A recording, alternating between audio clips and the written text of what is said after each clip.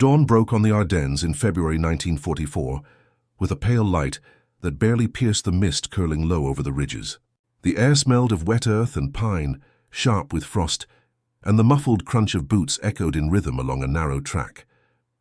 A column of German infantry stretched through the woods, hundreds of men carrying rifles, MG-42 machine guns slung on shoulders, mortars pulled by horses, and a handful of light trucks grinding forward with supplies. They were confident. Intelligence reports had spoken of weak American pickets scattered across this sector, hardly enough to trouble a full battalion of the Wehrmacht. The plan was simple: advance, brush them aside, and seize the ridge before noon. Yet as the sun lifted, a sound shattered their expectation. From the slope ahead came the staccato hammer of a Browning .30 caliber machine gun, its sharp bursts cutting through the mist. At first, officers waved it off as a lone gun crew, but minutes passed and the firing did not falter. By mid-morning, the battalion had stalled. Rifle cracks from unseen positions snapped through the trees, forcing men to the ground. Grenades arced from concealed foxholes, and every attempt to push up the slope was met with the same defiant resistance. German runners reported the same phrase again and again: "Ein Trupp hält den Kamm, a squad holds the ridge." The word spread disbelief. How could fewer than a dozen men delay a battalion numbering nearly 600? Some soldiers whispered that hidden reinforcements must be waiting. Others swore the Americans had more machine guns than they could see. Yet the truth was stranger. It was the same bursts, the same patterns, the same stubborn fire hour after hour. As one corporal later admitted, the longer it dragged on, the more men began to feel that they were fighting shadows. Afternoon wore into evening, and still the battalion failed to break through. Exhaustion set in. Mortars fired blindly, and officers grew frustrated as maps showed the objective still out of reach. What had begun as a routine advance now looked like a humiliation. The Americans were not moving, not retreating, not surrendering. They were simply holding, as if time itself were on their side. When the firing finally slackened at dusk, the Germans were left staring at the ridge in disbelief. Their progress halted for nearly 12 hours by what seemed no more than a single squad. To understand how those few men achieved the impossible, one must trace back the path of the weapons they carried, the ground they defended, and the choices that shaped that cold morning in the Ardennes. By the opening months of 1944, the Western Front existed in a state of uneasy balance. The Allies had driven into Italy and were preparing for the long-awaited invasion of France. But across Belgium and the German frontier, the lines remained tense and shifting. Here the Wehrmacht concentrated what reserves it could spare into defensive belts, wooded ridges, stone villages, and narrow valleys that lent themselves to ambush and attrition. In places like the Ardennes and the Hürtgen forest, the terrain gave defenders the advantage, its thick forests and rolling hills turning every movement into a struggle for visibility and control. For the Americans, newly arrived divisions found themselves spread wide, often holding positions far larger than their numbers suggested. Units rotated through the line quickly, learning under fire and relying on patrols, foxholes, and sheer determination to maintain a fragile hold. German strategy by this point relied less on sweeping offensives and more on relentless probing. Volksgrenadier formations, rebuilt from shattered divisions, tested every sector for signs of weakness. Small pushes escalated into larger battalion-sized actions when opportunity seemed to present itself. One such push would converge on the high ground near a quiet Belgian village, a place where frozen fields met dense pine woods, and where the shape of the land mattered as much as the size of the force. It was here that a single American squad would soon be asked to withstand the weight of an entire German battalion. The contrast in strength could hardly have been greater. On the German side stood elements of the 276th Volksgrenadier Division, reinforced with mortars, machine guns, and the dreaded MG-42, whose blistering rate of fire defined the battlefield. Against them, fewer than a dozen Americans held the line, most carrying M1 Garand rifles backed by a single Browning automatic rifle, one Browning M1919 machine gun, and crates of grenades. Numbers alone suggested collapse was inevitable, yet context told another story. The Wehrmacht in early 1944 was a force bled white by years of attrition, struggling with shortages of fuel and coordination, while the Americans benefited from a steady stream of ammunition, replacements and logistical depth unmatched in the war. These factors set the stage for an encounter where survival would hinge not merely on firepower, but on endurance, ingenuity, and a refusal to yield ground. The next step is to look more closely at the squad itself and the weapons that allowed them to hold longer than anyone thought possible. On the rosters of the US Army in 1944, the rifle squad appeared almost ordinary. 9 to 12 men under the command of a sergeant, drilled to operate as the smallest maneuver unit of the infantry. Yet within that compact structure lay a concentration of firepower the Germans often underestimated. Each man carried his own loadout into the line, an M1 Garand slung across his shoulder, with bandoliers holding roughly 80 rounds, a bayonet clipped to his belt, a pair of fragmentation grenades stuffed into pockets, and the ever-present entrenching tool for digging into the soil, wherever the order came to hold. This was no massed regiment, no armored column, but the doctrine of the American Army insisted that even a squad should be able to defend its ground with speed and volume of fire. The difference began with the rifle itself. Where the German infantryman gripped a carabiner 98K, working a bolt between every shot, the American Garand spat 8 rounds in quick succession, its metallic ping of an ejected clip ringing across the trees. That rhythm, steady, rapid, and unnerving, allowed a single rifleman to match or outpace several of his opponents. To this baseline of firepower, the squad added its anchor, the Browning automatic rifle. Firing from a 20-round magazine at nearly 500 rounds per minute, the bar gave the squad suppressive ability, a weapon that could pin down advancing grenadiers long enough for the Garands to finish the job. But the most decisive tool sat on its tripod, dug into a shallow pit overlooking the ridge, the Browning M1919. Belt-fed, air-cooled, and capable of throwing 530 caliber rounds a minute across 1,000 yards. It was more than a weapon, it was a force multiplier. With arcs overlapping from foxholes carefully carved into the slope and grenades ready to roll into blind corners where visibility vanished, the squad transformed raw ground into a fortress. In the misty woods, sound mattered as much as sight. German soldiers, listening to the sustained chatter of the Browning and the relentless crack of Garands, convinced themselves they faced an entire company. This illusion of strength, crafted through discipline, positioning, and technology, would be the key to the squad's improbable stand. The next section will carry us from structure and preparation into the chaos of battle itself, when theory met the brutal arithmetic of combat.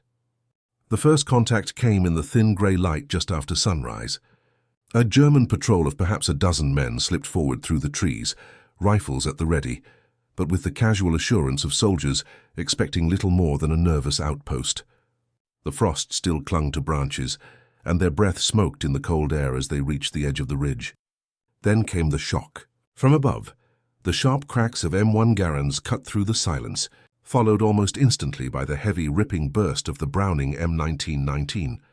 Men fell where they stood, some tumbling back down the slope, others diving for cover with shouts of alarm. Those who survived scrambled to retreat, leaving the ground littered with helmets and dropped packs. To the Germans it was clear, the Americans had a position here and they were waiting. Within minutes, reports filtered back through the trees. The ridge was not empty, but occupied by determined defenders, and not in token strength. By SO 800, orders were given to probe again, this time with platoons advancing under cover of MG-42 bursts and the hollow thump of 18mm mortars. Yet every push stalled. The Americans met them with discipline, the Browning raking groups as they moved, its chattering fire sowing panic in open stretches. Riflemen fired deliberately, picking off exposed officers who tried to rally their men, while grenades rolled down the slope into clusters of infantry with deadly effect. Each time the Germans tried to mass for a push, they were met with sudden violence, then silence, the defenders shifting fire as if they were far more numerous than they really were. The confusion spread quickly. German officers convinced themselves that at least 2 platoons of Americans held the ridge. One lieutenant, writing afterward, admitted that the resistance seemed everywhere at once, as though the forest itself spat bullets. In reality, fewer than a dozen men were holding steady, rationing ammunition with care, firing only when targets appeared, and shouting terse orders over the din to keep their line coordinated. By noon, the easy morning patrol had become a grinding stalemate. The battalion still stood at the base of the ridge, progress measured in yards, while the Americans remained unbroken above. The Germans now prepared heavier assaults, unaware that the defenders' crates of ammunition were already thinning, each belt and clip weighed against the hours still to come. By midday, the German chain of command was already struggling to explain the inexplicable. What was supposed to be a routine push against scattered outposts had become a stubborn fight that refused to yield.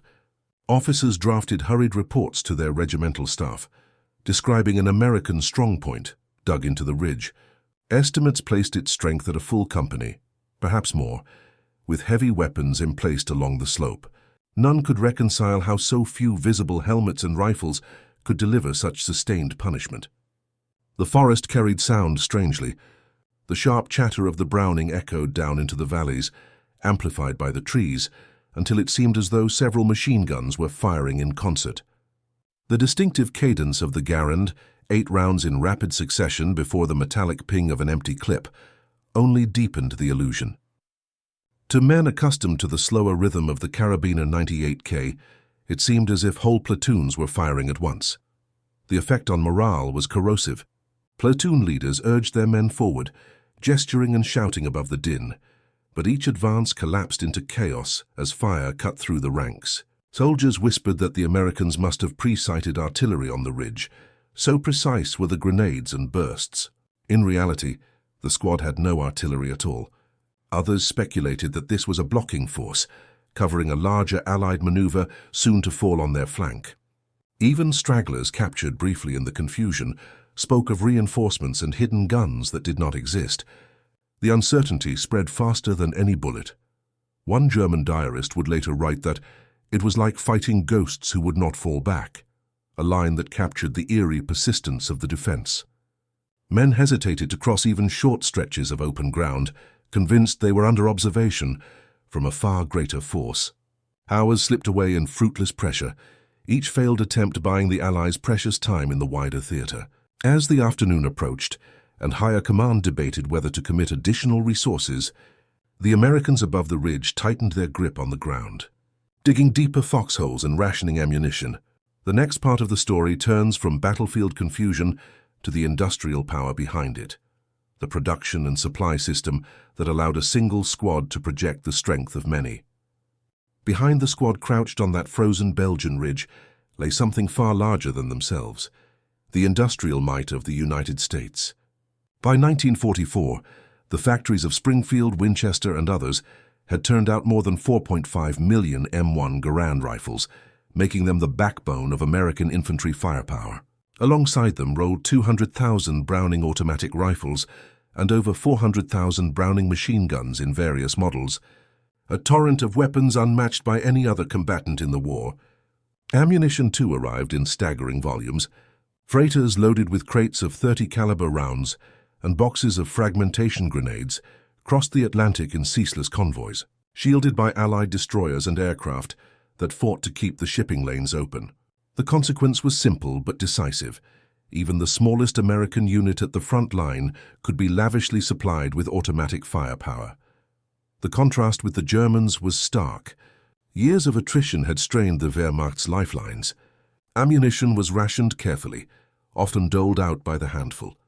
Many infantrymen still shouldered the Carabiner 98K, a dependable rifle, but one limited by the pace of bolt-action fire. German units possessed formidable weapons, the MG-42 chief among them, but they could rarely match the sheer abundance of automatic arms that characterized the U.S. squad, where German soldiers counted every round and thought twice before pulling the trigger. The Americans fired knowing that resupply was possible. On that ridge, the squad had belts of Browning ammunition draped in reserve, grenades within easy reach, and the quiet assurance that if they survived the day, replacements would follow. This production edge shaped psychology as much as tactics. For the Germans, every failed assault drained scarce ammunition and frayed morale. For the Americans, each disciplined burst symbolized the reach of an industrial arsenal thousands of miles away. What seemed to the Germans like the work of many was, in fact, the the product of one squad, amplified by the weight of national industry. Yet even such abundance could not dig a foxhole or hold a firing line. The weapons had to be wielded with cunning and discipline, and the afternoon would show whether a handful of men, armed by the world's most prolific arsenal, could withstand the full fury of a battalion pressing forward in force. By mid-afternoon, the battle had shed all pretense of being a probing action. At 1400 hours, German commanders signaled for a full assault. Mortar rounds whistled overhead, bursting along the ridge in showers of dirt and steel. Smoke shells followed, curling grey veils through the trees, while the stuttering roar of MG-42s swept the tree line to keep American heads down. Under this cover, platoons surged forward in waves, boots churning mud, bayonets fixed, officers shouting them on. For a moment, it seemed the ridge must fall. But from the smoke, the Browning M1919 answered. Its barrel glowed red with heat, but its steady bursts ripped into the advancing files, cutting men down before they could close the gap. Rifle fire stitched through openings, the Garands cracking in relentless rhythm. From foxholes dug into hollows and from hastily concealed pits, the Americans shifted positions with practiced speed, making it seem as though a larger force ringed the slope. At critical moments, grenades rolled downhill, exploding among tightly packed groups and scattering the assault into chaos. German medics crawled forward to drag the wounded back, only to be forced to ground again as more bursts swept the clearing. The Americans fought with discipline honed by desperation. Every round was weighed, every burst rationed. The squad leader rotated men on the Browning, mindful of overheating the barrel, while others fed belts of ammunition with smoke-blackened hands. By 1600, the defenders were exhausted, throats raw from shouting orders, uniforms streaked with grime and sweat, yet still they held the ridge. On the German side, frustration deepened into superstition. Survivors later admitted the hill felt cursed, as if no number of men could take it. As the light began to fade, both sides steeled themselves for what might come after dusk.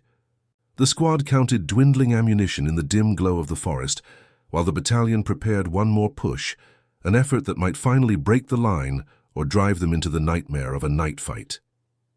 As the afternoon bled into evening, the struggle on the ridge had become less about tactics and more about sheer endurance. The American squad had been fighting without pause for nearly 10 hours. Their stomachs cramped with hunger, canteens were nearly empty, and every breath carried the acrid taste of burned powder. The ringing in their ears dulled commands to half-heard shouts, and their hands were raw with blisters, skin torn from clutching hot barrels, prying open ammunition crates, and pulling grenade pins. Fatigue pressed down like the weight of another enemy, yet something stronger than exhaustion kept them moving. It was the bond of men who had learned to trust one another absolutely. Each soldier knew his place, knew that the man beside him would cover the blind spot, would hold his fire until the moment it mattered, would sustain the illusion that their small knot of foxholes was an entrenched company. Accounts from veterans of similar desperate actions capture this paradox, the surreal mixture of terror and calm. Terror, because each minute might bring the final breakthrough. Calm, because focus on the immediate task. Aim, fire, reload, duck, pushed away the wider fear of death. On that ridge, survival meant living from one second to the next, and the squad clung to that rhythm like lifelines. On the German side, fatigue had taken its toll as well. Soldiers who had marched for days into the Ardennes now found themselves pinned by fire from what seemed invisible enemies. They advanced only to fall back, nerves fraying with each failed push. Fear spread in whispers and sidelong glances. If a handful of rifle cracks and one machine gun could stop them here, what deeper defenses might wait beyond? Officers barked orders and drove their men forward with threats, but morale sagged under the weight of uncertainty. Both sides, in their own ways, fought shadows. The Americans fearing they would be surrounded before nightfall, the Germans fearing they had already walked into a trap. By evening, the ridge was a graveyard of scattered bodies and scorched earth, the air thick with drifting smoke. What remained was not a contest for ground, but a brutal test of will, each side waiting to see who would finally break. While bullets cracked and mortars burst on the ridge, the consequences of the fight rippled far beyond the tree line. In war, hours could matter as much as miles, and by holding against impossible odds, the American squad had already changed the tempo of the day. The German battalion, pinned by resistance it did not anticipate, found its carefully drawn timetable unraveling. Attacks meant to coordinate with neighboring units stalled, leaving adjacent formations exposed and confused. Reinforcements earmarked. To exploit openings were forced to wait, their momentum blunted before it ever began. Each delay rippled outward, frustrating commanders who had counted on speed to make up for thinning manpower and supplies. For the Americans, those 12 hours were invaluable. Artillery units shifted positions under the cover of time bought by the ridge defenders. Supply trucks rolled closer to the front. Infantry formations patched gaps in overstretched lines and dug new foxholes that would not have been ready had the Germans advanced on schedule. In official reports after the engagement, officers would remark that even a single day's delay could mean the difference between collapse and stability in contested sectors. That truth was lived out on the frozen slope, where one squad held far longer than reason suggested they could. Historians later reflected that in a war of attrition, time itself was as precious as territory. By denying the Germans their timetable, the squad robbed them of momentum, and perhaps more importantly of confidence. Believing they had faced a fortified company rather than a handful of men, German commanders lost faith in the viability of their push. What looked like a skirmish became a turning point in miniature, a reminder that the defiance of a dozen soldiers could ripple through a theater of millions. Yet the squad's strength had limits. As nightfall loomed, ammunition dwindled, no reinforcements arrived, and the question became brutally simple: who would endure one more hour in a battle already stretched past human endurance? As twilight bled into night, the battlefield changed character once more. The forest grew darker, shadows thickened between the trees, and the acrid smoke of spent powder clung to the air. German commanders, unwilling to let the day end in stalemate, ordered one last concerted push. Mortar rounds arced overhead, their explosions flashing against the dimming sky, while infantry squads moved forward under the cover of fading light. The ridge seemed ready to collapse at last. From above, the familiar chatter of the Browning was weaker now, firing only in ragged bursts as belts ran out. The Garands cracked sporadically, their rhythm broken, and grenades no longer answered German shouts with sudden thunder. Still, the defenders did not give way. Even silence had weight, and the few remaining shots were timed to give the impression that the Americans remained entrenched, watching and waiting. Every minute stretched longer, frustration mounting among the Germans as they clawed up the slope. At last, around 2,000 hours, squads crested the ridge. They expected fierce resistance at close quarters. Instead, they found foxholes, empty, silent, and littered with casings. The earth bore the scars of a day's desperate stand, blackened pits from mortars, broken branches shredded by bullets, and the faint metallic tang of cordite in the air. Under cover of darkness, the American squad had withdrawn, carrying their wounded with them. They left behind only silence and the evidence of what they had achieved. German soldiers stood among the abandoned positions, stunned into the realization that an entire battalion had been held in place for 12 hours by scarcely a dozen men. The psychological wound ran deep. If such a handful could delay them so long, what might await in the battles to come? For the Americans, retreat was not failure, but survival, having accomplished the impossible. Their escape marked the close of a single day's fight, but also the beginning of its legacy. The story now shifts from combat to memory, to how such small stands were recognized, recorded, and woven into the greater fabric of the war. In the days after the Ridge fight, word of the stand filtered back through American regimental headquarters. Initial reports were treated with skepticism. Surely the numbers were exaggerated.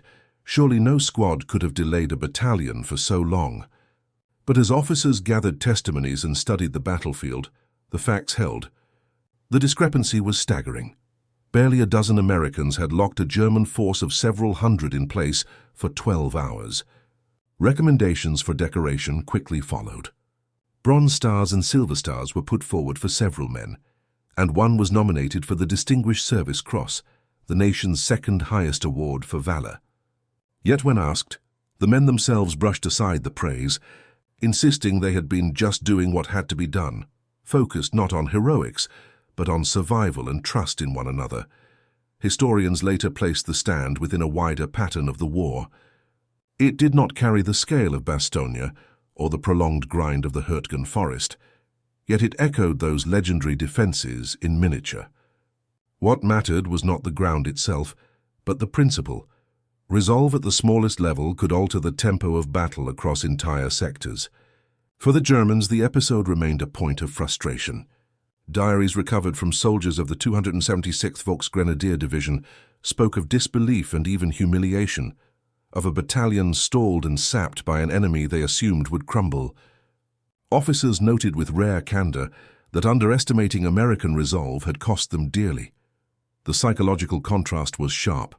For the Americans, the fight reinforced a growing confidence in their weapons, training, and mutual reliance. For the Germans, it chipped away at the aura of tactical superiority that had carried them through the early years of the war.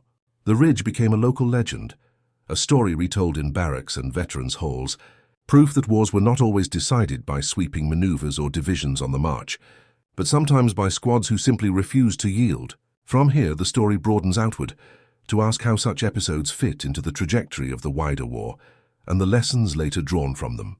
The battle on the Ridge became more than a local skirmish. It was a striking example of a broader truth about the Second World War. Small units could wield outsized influence on campaigns measured in armies and millions. Time and again, it was squads and platoons that turned the gears of battle in unexpected ways. In the hedgerows of Normandy, isolated rifle squads carved paths for entire divisions. In the Apennine Mountains of Italy, scattered outposts held passes that dictated the tempo of offensives. And in the frozen forests of the Ardennes, the determination of a handful could stall what maps recorded as overwhelming strength. The Ridge Stand belonged to this tradition, where the courage and cohesion of a dozen men rippled far beyond their foxholes. Part of the explanation lay in doctrine. The U.S. Army trained its squads not merely to follow orders, but to exercise initiative when cut off, to use their firepower flexibly, and to act independently if need demanded. That contrasted sharply with the German reliance on rigid orders, where initiative was often stifled by hierarchy. In post-war studies, American analysts cited the Ridge defense as evidence that mobility, fire discipline, and leadership at the squad level could frustrate superior numbers. Veterans who survived the stand carried those lessons into training camps, instructing replacements on the practical skills that had kept them alive: how to dig foxholes with overlapping arcs, how to ration grenades and belts, how to steady a man's nerves when the forest erupted around him. The Germans, too, absorbed the lesson. After-action reports admitted that superior numbers were no guarantee when morale faltered, and defenders exploited terrain with precision. The Ridge became a symbol of the war's human scale, an industrial conflict waged by millions, yet shaped in crucial moments by the decisions and courage of squads who refused to break. Its legacy endured in doctrine long after 1945, influencing how armies viewed the autonomy and power of their smallest units.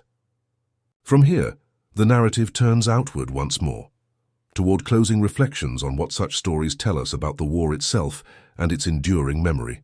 When the war ended and the guns finally fell silent, the men who had held the Ridge slipped back into civilian lives with little fanfare. Some returned to farms, others to factories or classrooms, carrying with them memories they rarely shared. For many, the 12-hour stand was not a tale of heroism to be retold, but simply a hard day's fight in a war filled with them. Yet historians, combing through regimental reports and interviewing survivors, pieced together the significance of the action. The numbers told a story too striking to ignore. 12 Americans against the weight of a German battalion, and for half a day the line had not bent. On the other side, German veterans occasionally admitted in memoirs and post-war interviews that the episode remained among their most baffling frustrations. How could a battalion armed with mortars and machine guns be stalled by what later proved to be a squad? For them, the memory was not one of triumph, but of a costly lesson in underestimation. In the decades that followed, military doctrine absorbed these lessons. NATO armies, preparing for the possibility of another European war, emphasized decentralized command and initiative at the lowest levels. Officers cited actions like the Ridge Stand as proof that small units, properly trained and empowered, could stall forces many times their size. The story also entered cultural memory. Regimental histories, veterans associations, and eventually documentaries retold the episode as a parable of grit and cohesion under pressure. For the families of the men, recognition often came belatedly, but it endured as a source of pride. The lesson was clear. In total war, the courage of a few could shift outcomes far larger than themselves. As the Cold War dawned, planners and soldiers alike carried this truth forward, that survival might depend not on mass divisions alone, but on the will of individuals to hold, endure, and resist when reason said they could not. The final reflections return us to that ridge, where it all began. The story closes where it began, on a quiet ridge in the Ardennes, where the forest now stands tall and unbroken, concealing the scars of war. The foxholes have long since filled with soil, the shattered trees regrown, and the battlefield lies in silence. Yet for 12 unrelenting hours in 1944, this ordinary patch of ground became extraordinary, a crucible in which barely a dozen men bent the momentum of a battalion. To the German soldiers who advanced again and again, the memory was one of disbelief. How could so few hold for so long? To the Americans who endured it, the meaning was simpler, proof that discipline, firepower, and above all the will not to yield could turn a hopeless fight into something greater. The ridge did not decide the course of the entire war, yet it symbolized the essence of the conflict. It showed how courage at the smallest scale could shape events measured in divisions, how moments of defiance sustained the larger tide of strategy. Historians who look back see in this fight not just tactics or technology, but the human spirit under pressure, the refusal to break, even when logic demanded it. And so, in the rustle of the Ardennes leaves, one can still imagine the sharp crack of Garands, the steady rattle of the Browning, and the steady heartbeat of men who held the line just long enough to change everything.